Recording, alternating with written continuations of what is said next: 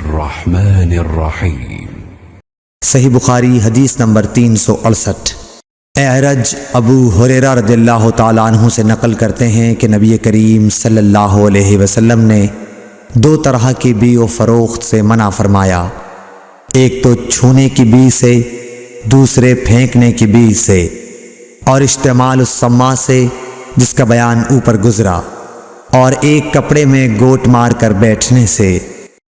اللهم صل على محمد وعلى آل محمد كما صليت على إبراهيم وعلى آل إبراهيم إنك حميد مجيد اللهم بارك على محمد وعلى آل محمد كما باركت على إبراهيم وعلى آل إبراهيم إنك حميد مجيد